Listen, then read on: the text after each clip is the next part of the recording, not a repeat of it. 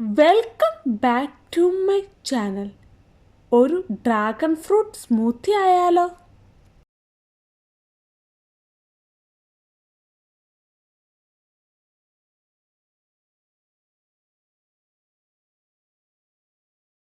Dragon fruit smoothie തയ്യാറാക്കാൻ വേണ്ടി ഞാൻ ഒരു ഡ്രാഗൺ ഫ്രൂട്ട് എടുത്തിട്ടുണ്ട്. ഇനി നമുക്ക് കട്ട് ചെയ്തെടുക്കാം.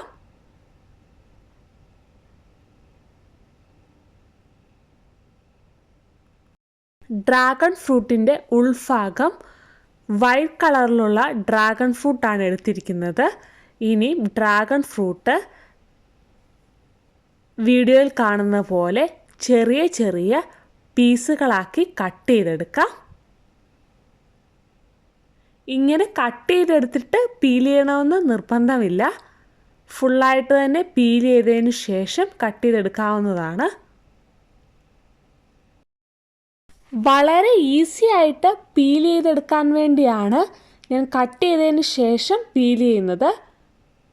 കട്ട് ചെയ്തതിന് ശേഷം പീൽ ചെയ്യുന്നതാണ് ഫുള്ളായിട്ട് പീൽ ചെയ്യുന്നതിനേക്കാൾ വളരെ സിമ്പിളായിട്ട് എനിക്ക് തോന്നിയത്. ഇനി ഓരോ ക്യൂബ്സായിട്ട് പീൽ ചെയ്തെടുക്കാം. പീൽ ചെയ്യുന്നതിന് കത്തിയൊന്നും യൂസ് ചെയ്യേണ്ട ആവശ്യമില്ല.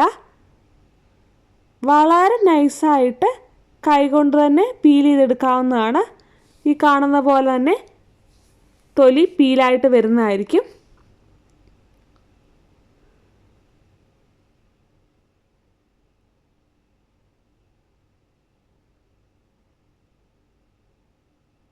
ഇനി ബ്ലെൻഡ് ചെയ്യാനുള്ള ബ്ലെൻഡർ ജാറിലേക്ക് കട്ട് ചെയ്ത് വെച്ചിരിക്കുന്ന പീസെല്ലാം ആഡ് ചെയ്ത് കൊടുക്കാം.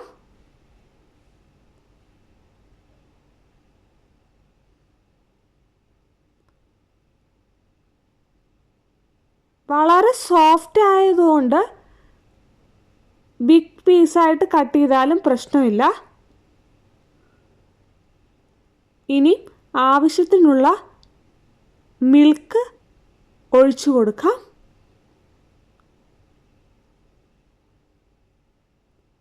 ആവശ്യമെങ്കിൽ ഷുഗർ ആഡ് ചെയ്ത് കൊടുക്കാവുന്നതാണ്. ഞാൻ 1 സ്പൂൺ ഷുഗർ ആഡ് ചെയ്ത് കൊടുക്കുന്നുണ്ട്.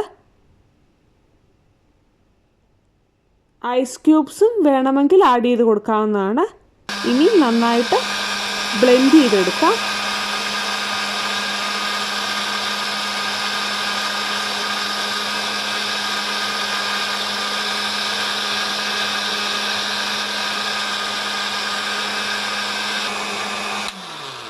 ബ്ലെൻഡ് ചെയ്തെടുത്തതിന് ശേഷം സെർവിങ് ഗ്ലാസ്സിലേക്ക് മാറ്റാം.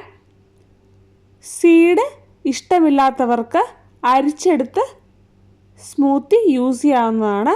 ഞാനിവിടെ അരിച്ചെടുക്കുന്നൊന്നുമില്ല.